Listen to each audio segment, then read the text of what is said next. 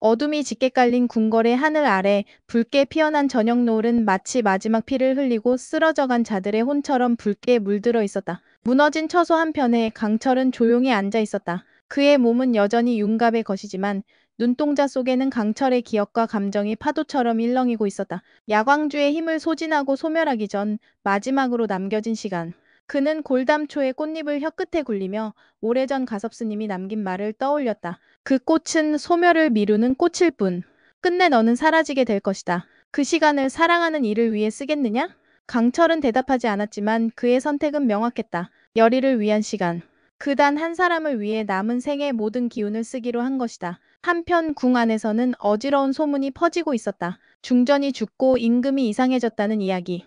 눈빛은 검게 물들고 말투는 누군가 다른 이처럼 차가워졌다. 병조 판서와 영의정은 긴급히 궁을 나서 회합을 열었고 백성들 사이에서는 귀가 왕의 몸을 빼앗았다는 속설이 떠돌았다. 여리는 그 소문 속 진실을 알고 있었다. 그 몸 안에 있는 자, 바로 팔척귀. 100년 전 불길 속에서 죽은 그 장수는 죽어서도 불씨를 남긴 채 돌아왔다. 그리고 지금 왕가의 피를 뿌리려 한다. 강철, 나는 네가 소멸되는 걸 원하지 않아. 하지만 팔척귀는 멈춰야 해. 지금 이 순간 임금의 몸에 들어간 그를 내가 데려가야 해. 여리는 오래된 천으로 만든 무당 넙덕이 입었던 저승의 옷을 꺼낸다. 죽음을 인도하는 자만이 귀를 천도할 수 있다. 여리는 이제 그 역할을 하려 한다. 강철은 눈을 감는다. 그 숨결 사이로 흐르는 야광주의 빛이 점점 옅어지고 있었다. 비비 그의 동생이자 마지막 이무기였던 존재. 그조차 더는 곁에 없다. 그는 알았다. 이젠 여리뿐이라는 것을. 그녀가 그를 구하지 않으면 자신은 곧 사라질 거라는 걸.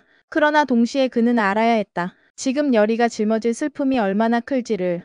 비비의 죽음은 하늘과 땅의 기운을 뒤흔들었고 팔척귀는 이제 임금의 몸을 빌어 왕좌의 중심으로 스며들었다. 궁은 조용했다. 그러나 그 정적 속에는 짙은 살기가 도사리고 있었다. 여리는 하늘을 올려다보았다. 자신의 두 눈으로 직접 본 강철의 소멸을 막기 위해 비비가 흘린 피. 그 순간 여리는 다짐했다. 그 누구도 더 이상 희생되지 않게 하겠다고.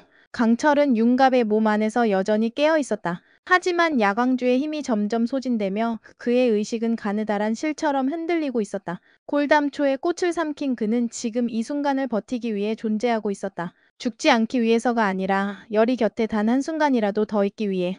열이는 알아챘다. 강철이 사라질 것이라는 걸. 그래서 결심했다. 혼자라도 팔척귀를 천도시키겠다고. 자신의 손으로 자신의 방식으로. 하지만 열이의 앞에는 이미 인간이 아닌 자가 서 있었다. 임금의 탈을 쓴 팔척귀였다. 그 눈빛은 예전의 전화가 아니었다. 원자를 바라보던 따뜻한 시선도 중전을 걱정하던 사려 기품도 사라진 채 그 자리는 피로 물든 원한의 화신이 자리하고 있었다. 그리고 그 화신은 열이와 강철 그리고 남은 왕실의 피를 끊으려 했다. 팔척귀는 외쳤다. 100년 전 네가 승천하지 못한 날 그건 신의 뜻이 아니었다. 인간의 눈이 널 끌어내렸지. 그 눈은 왕가의 피였다. 여리는 이 말이 의미하는 것을 이해하지 못했지만 강철의 눈동자가 흔들리는 걸 보았다. 그건 분노가 아니었다. 혼란이었다. 100년 전 승천하려던 순간 한 갓난 아이의 눈동자가 하늘의 이무기를 바라봤다는 사실. 그리고 그 아이가 팔척귀가 되었다는 것. 하지만 그 모든 원인이 왕가라는 진술엔 아직 의문이 가득했다. 여리는 강철의 손을 잡았다. 우리가 밝혀내자. 당신이 왜 떨어졌는지, 팔척귀가 왜 이토록 왕을 미워하는지. 그 답을 찾아야 당신도 살아. 비비가 원했던 것도 그거야. 이제 남은 건 단 하나. 어둠의 중심에 선 임금 그 안에 깃든 팔척귀의 영혼을 직면하는 것. 그리고 그를 천도시키는 것. 그 끝에 강철과 여리의 사랑이 기다리고 있을지 아니면 다시 한번 이별의 대가가 그들을 갈라놓을지. 마지막 밤이 시작되려 하고 있었다. 바람 한 점 없는 궁궐의 복도 끝 임금이 걸어가고 있었다. 그러나 그 눈빛은 전하의 것이 아니었다. 허리춤에 매단 부적이 타들어가는 와중에도 아무도 그가 변했다는 사실을 눈치채지 못했다. 그는 곧장 원자의 침소로 향하고 있었다. 말없이 그러나 살기를 감춘 얼굴로. 그 순간 하늘이 갈라지는 듯한 천둥이 울렸고 여리는 강철과 함께 누각을 나섰다. 그녀는 무언가 예감한 듯 갑자기 발걸음을 멈추었다. 등골을 타고 흐르는 싸늘한 감각. 그녀는 바로 그곳에서 무언가가 잘못되고 있다는 것을 알았다. 임금님 아니야. 여리는 속삭이듯 말했다. 강철도 그녀의 감정을 느꼈는지 단호하게 고개를 끄덕였다. 팔척귀야. 아직 떠나지 않은 거지. 그 순간 궁의 동편에서 날카로운 비명소리가 들려왔다. 원자의 시녀가 쓰러지며 울부짖고 안에서 정적이 무겁게 깔렸다. 여리는 한치의 망설임도 없이 달려갔고 강철 역시 뒤를 따랐다. 그들이 도착했을 때 임금은 원자 앞에 서 있었다. 그의 눈동자는 검게 물들어 있었고 손끝에는 붉은 기운이 어른거렸다. 이 아이를 죽여야 한다. 팔척귀가 씌운 목소리는 저주처럼 공간을 물들였다. 그러나 그 목소리 속엔 망설임이 있었다. 이 100년의 원한은 아직 다 사라지지 않은 듯했다. 여리는 임금 앞에 몸을 던지듯 달려섰다. 그만둬. 내 원한은 내가 풀어줄게. 그러나 팔척귀는 그녀를 보며 조용히 웃었다. 네가 무엇을 안다고? 강철은 그녀 곁에 섰다. 손끝에 야광주가 떠올랐다. 이제 끝내자. 넌 이 아이를 해칠 수 없어. 잠시의 정적 후 임금의 몸이 떨리기 시작했다. 그 안에서 두 개의 존재가 충돌하고 있었던 것이다. 마치 과거의 전쟁이 지금 다시 눈앞에서 되살아나는 듯했다. 여리는 눈을 감았다. 그리고 속삭였다. 이제 너도 돌아가야 해. 이승은 네가 머무를 곳이 아니야. 그녀의 반지에서 빛이 흘렀다. 그것은 사랑의 기억이었다. 팔척귀가 잊고 있었던 과거, 사람을 지키기 위해 칼을 들었던 그 순간의 마음을 일깨웠다. 그 빛이 임금의 눈앞을 스치자 팔척귀는 잠시 눈을 감았다. 내가 정말? 강철은 조용히 고개를 끄덕였다. 넌 이미 오래전 사람을 지키고 싶어 했던 자였어. 지금이라도 떠나라. 임금의 입에서 낮은 탄식이 흘러나왔다. 고지어 붉은 안개처럼 팔척귀의 형상이 빠져나와 허공에 떠올랐다. 그는 여리를 바라보며 처음으로 미소를 지었다. 저승사자 옷 어울리는구나. 그 말과 함께 그는 허공의 작은 문을 열고 그 안으로 사라졌다. 여리는 말없이 그 자리를 지켰다. 그 순간 임금은 무너지듯 쓰러졌고 원자는 눈을 뜨며 울먹였다. 여리, 누나? 여리는 고개를 끄덕이며 그를 품에 안았다. 이제 괜찮아.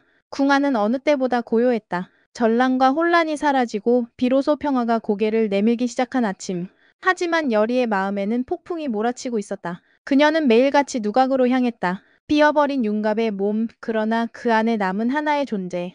강철. 그는 여전히 살아있었다. 심장은 뛰지 않았지만 의식은 명확했다. 골담초의 꽃은 그에게 시간을 벌어주었고 야광주의 힘은 그를 형체 없는 존재로부터 지탱해주는 마지막 끈이었다. 하지만 그것이 언제까지 이어질 수 있을까? 여리는 그것이 기적처럼 허락된 짧은 유예일 뿐이라는 것을 알고 있었다. 강철. 그녀는 속삭였다. 아무 대답이 없었다. 그러나 그녀는 느낄 수 있었다. 그가 여전히 이곳에 있다는 것을. 밤이면 그녀는 잠도 들지 못한 채 강철에게 말을 건넸다. 어쩌면 이 말들이 그에게 닿을지도 모른다는 희망 하나로. 너와 처음 만났던 날 기억나? 난 널 귀신이라며 도망쳤지. 근데 이젠 너 없으면 세상이 허전해. 그녀는 반지를 꺼냈다. 강철이 떠나기 전 그녀에게 남긴 마지막 기적. 그 안엔 그의 의지, 그의 기억, 그의 숨결이 담겨 있었다. 여리는 조용히 반지를 손끝에 얹은 채 기도하듯 속삭였다. 부디 다시 한번 내게 와줘.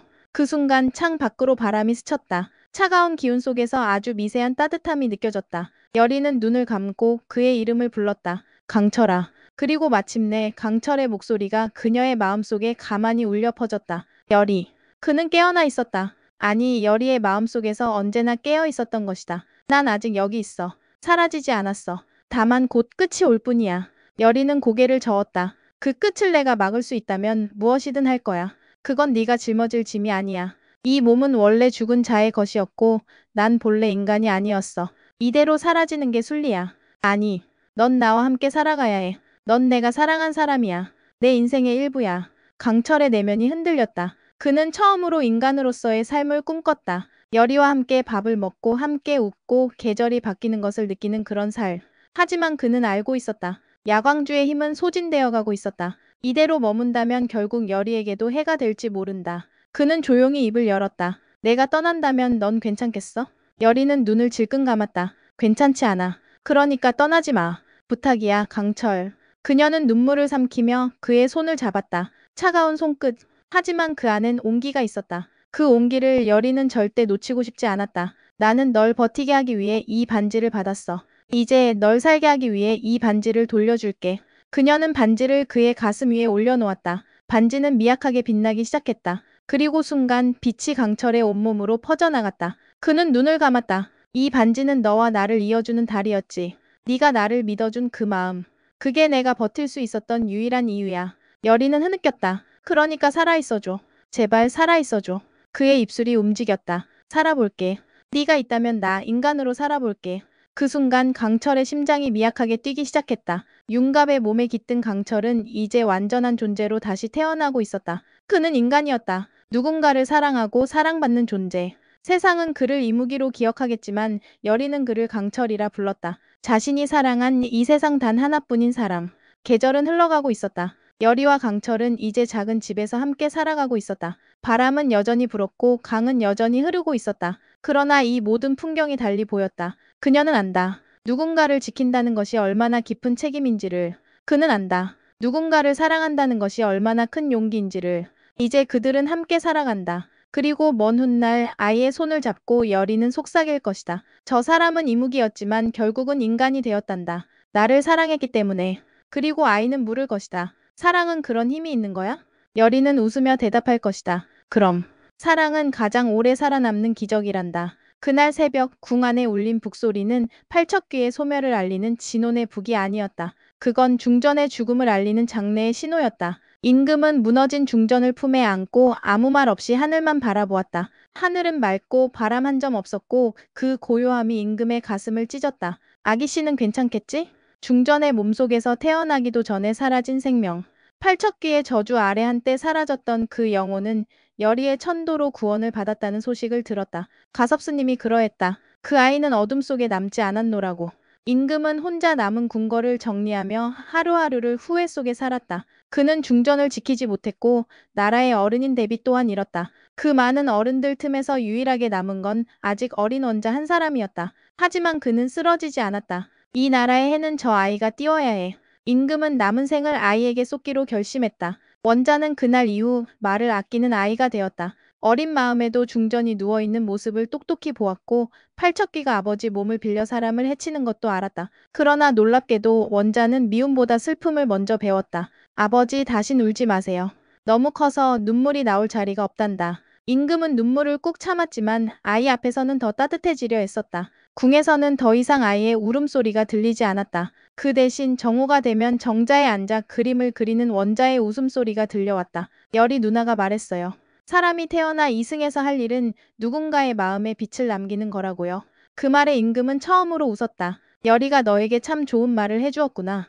원자는 빛을 배웠다. 강철과 열이의 사랑, 스님의 자비, 그리고 아버지의 깊은 회한 속에서 작은 새소는 날마다 조금씩 좋은 사람이 되어갔다. 시간이 흘러 원자는 성장했고 강철과 열이의 아이와 궁 정원에서 달리기도 하고 글도 함께 배웠다. 두 가문의 아이가 아닌 두 시대의 아이로 자랐다. 그리고 언젠가 왕이 된 원자는 말했다. 나는 복수를 배우지 않았습니다. 나를 키운 것은 누군가의 사랑이었습니다. 그 순간 임금은 비로소 중전의 초상화 앞에서 고개를 끄덕였다. 우리가 지키려 했던 것 결국 이 아이가 지켜주었소. 세월이 흐르며 사람들은 궁에서 벌어진 귀신 이야기들을 전설로 치부하기 시작했다. 팔척귀는 천도되었고 왕은 다시 정신을 차려 나라를 다스렸으며 중전의 죽음은 조용히 봉인되었다. 혼란의 계절은 지나가고 평화로운 일상이 되살아났다. 그러나 열이와 강철의 이름은 오래도록 입에 오르내렸다. 어느 시골 마을, 봄이면 복사꽃이 흐드러지게 피는 그 꼴짜기에 조용한 집 하나가 들어섰다. 그 집 마당에는 잘 다져진 작은 텃밭과 아이가 그려놓은 듯 투박한 말뚝 울타리가 있었고 바람이 불면 항상 풍경소리가 집안까지 들려왔다. 그 집의 주인은 한 남자와 여인이었다. 남자는 긴 세월을 거쳐 사람의 옷을 입게 된 존재. 여인은 죽은 자를 바라보며 살아있던 사람. 그리고 그들 사이에 태어난 생명이 있었다. 아이는 눈망울이 유난히 맑았고 어릴 때부터 물소리와 바람에 귀 기울이기를 좋아했다. 어느 날 아이는 조용히 물었다. 아빠는 원래 사람이 아니었어? 강철은 말없이 아이의 머리를 쓰다듬었다. 열이는 옆에서 웃으며 말했다. 그래, 내 아빠는 원래 하늘을 꿈꾸던 존재였단다. 구름 위를 날고 물결 속을 누비던 용이 되지 못한 존재였어. 그런데 열이는 아이의 손을 잡았다. 사랑을 하게 됐지. 아이의 눈이 동그랗게 커졌다. 그럼 아빠는 왜 용이 안 됐어? 이번엔 강철이 답했다. 누군가의 곁에 머물고 싶었거든. 높은 하늘보다 네 엄마 옆이 더 좋았어. 아이의 얼굴에 미소가 피어났다. 마치 모든 걸 이해한 듯 고개를 끄덕였다. 강철은 가끔 강가를 거닐며 조용히 생각에 잠기곤 했다. 자신이 이곳까지 살아남은 것은 기적이었고 이 모든 기적은 열이라는 사람 덕분이었다. 그녀는 언제나 말없이 기다려주었고 믿어주었고 선택해주었다. 자신이 사라지는 것을 마땅한 운명이라 여기던 그에게 열이는 이렇게 말했다. 너는 내게 온 사람이야. 사라지는 게 아니라 내 곁에 남기로 선택한 거야. 그 말은 강철의 모든 운명을 뒤집어 놓았고 그 삶의 끝에 소멸이 아닌 함께라는 새로운 길을 열었다. 밤이면 강철은 이불을 덮고 자는 아들의 머리맡에 앉아 조용히 속삭인다. 넌 하늘을 닮았지만 땅을 더 사랑해야 한다. 이 세상엔 눈에 보이지 않는 귀한 것들이 많단다. 믿음, 시간, 사랑 그리고 네 엄마 같은 사람. 몇 년 뒤 여리는 마을 아이들에게 귀신 이야기를 들려주는 사람이 되었다. 그 귀신은 사실 이무기였고 그 이무기는 사랑을 해서 사람이 됐지. 에이 선생님, 그건 그냥 이야기잖아요. 그래, 이야기야. 근데 말이야, 진짜 사랑은 사람도 귀신도 다 바꾸는 힘이 있단다. 마을 사람들은 그녀가 하는 이야기가 단순한 전설이 아니라는 걸 어렴풋이 알고 있었다. 그 눈빛과 목소리에 담긴 간절함은 아무리 세월이 흘러도 숨길 수 없는 것이었으니까.